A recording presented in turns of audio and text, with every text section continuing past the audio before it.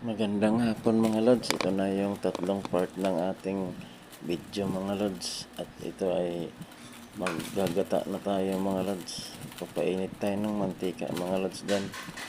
At sisimulan na natin maggigisa dyan mga lods. Ayan, pinainit muna natin yung ating kawali mga lods para masimulan na. Mga lods, medyo umuusok-usok na. Ayan. At lalagyan na natin ng mantika. Ayan, mantika na mga lods. At siyempre isusunod na natin ang ating pangunahing sangkap mga lods. Ayan, unahin natin dyan ang ating bawang mga lods. Ayan, katapos nyan mga lods ay imimikos-mikos natin mga lods ang ating bawang para bumango at lumabas yung kanyang aroma mga lods. At siyempre isusunod natin tong luya. Ayan mga lods, at inimikos-mikos pa rin natin yan mga lods para lumabas yung aroma ng luya mga lods at kumatas-katas at para bumango-bango. At ayan mga lods, at sige lang tayong mikos-mikos mga lods para bango-bango talaga, lumabas talaga yung lahat ng aroma niya. Ayan mga lods, ayan, mikos-mikos insan yan mga lods. Ayan nga mga lods, at medyo bumango-bango na siya mga lods. At medyo kumatas-katas na ang kanyang luya mga lods. At medyo makikita na ang aroma dyan mga lods. Dumidilaw-dilaw na talaga. Ayan mga lods, mikos-mikos lang muna natin yan para talagang lumabas. At siyempre isusunod na natin tong sibuyas mga lods. Ayan, mimikos-mikos na naman natin mga lods. Ayan, mikos-mikos yan mga insan. Sobra na yan.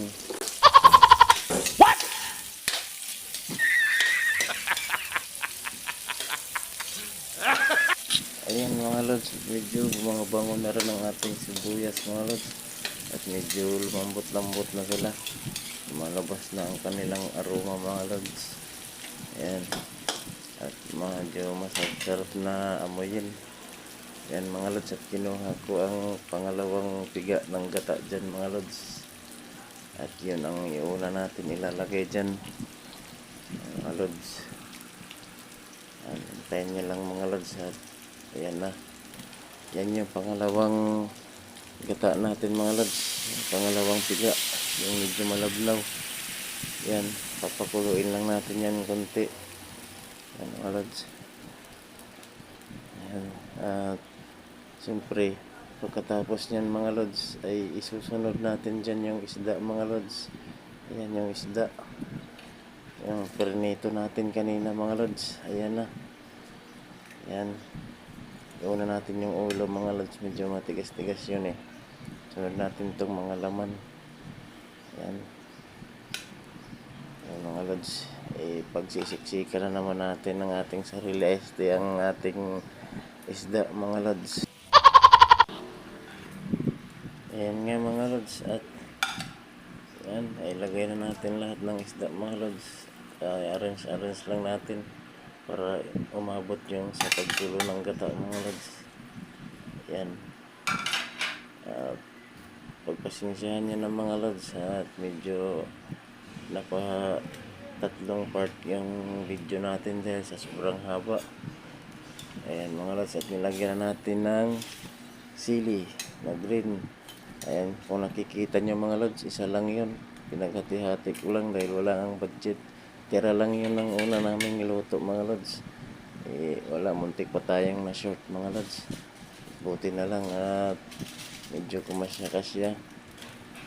Ayan, lagyan na natin ng seasoning mga lods. Ayan. Ayan mga lods, para pampalasa. Ayan, medyo natin lagyan natin ng gata sa ibabaw para yung seasoning na nilagay natin sa ibabaw ay bumaba, pumunta sa ilalim. Ayan mga lods, sana sa video kong ito mga lods ay medyo may matutunan din kayo mga lods sa mga mahilig lang dyan magprito ng itlog, mga frozen at tuyo. Eh, sana naman may matutunan din kayong ibang pagluluto mga lods para matuwa naman yung ang inyong partner mga lods. Ayun nga, nilagyan natin ng konting asin doon mga lods. Pagkatapos nga yan mga lods, hayaan muna natin dyan na kumulo-kulo mga lods. Dahil maya-maya ay susunod na natin yung pangalawang gata mga lods. Hihintayin lang natin na medyo humupa-hupa yan konti mga lods. Para yung isda lumambot-lambot din kasi matigas yung pagkaprito ko dyan mga lods. At maganda, masarap din naman yan mga lods. Kasi ang lansa niya ay nawala na rin. Ganun lang yung diskarte niyan mga lods. Nilagyan muna natin ng sili mga lods. Tapos siyempre katapos na imimikos-mikos natin dyan mga lods. Lagyan natin ng sabaw ang ibabaw para yung sili medyo humupa-hupa siya dyan mga lods. At siyempre mga lods ay pagka hupa-hupa ng sabaw dyan mga lods ay isusunod na natin yung pangalawang gata dyan mga lods. Ayan, hinihintay lang natin. Ayan na mga lods yung pangalawang gata. Yung pala yung unang gata pala mga lods, yung unang piga. Yung pala yan. Yan, para lumapot siya mga lods. At medyo uot na yung lasa niya mga lods. Yan na talaga ang final na magpapasarap mga lods. Ang unang gata mga lods. Yan, pakukuluin natin yan mga lods. Tapos siyempre isusunod natin yung gulay niyan mga lods. Yan mga lods. Hintayin lang natin na kumulo-kulo mga lods. At ayan na nga mga lods. At pabalik-balik ta rin natin yung isda na mga lods para pantay yung pagka lambot-lambot ng isda mga lods. At para yung lasa niya ay pantay din. Kaya binalibaliktad natin dyan mga lods. Yan. Yan mga lods para yung lasa ng gata ay pantay dun sa isda mga lods. Yan, medyo lumalapot-lapot na yan mga lods. At hintayin na lang yung gulay mga lods na ilalagay dyan. Yung ating pitsay. Yan mga lods. At lumapot na talaga siya. At kumukulo na siya. Ayan mga lods ang pitsay. Ayan at ilalagay na natin. Yan. Para masimulan na ang bakbakan mamaya. Ayan mga lods.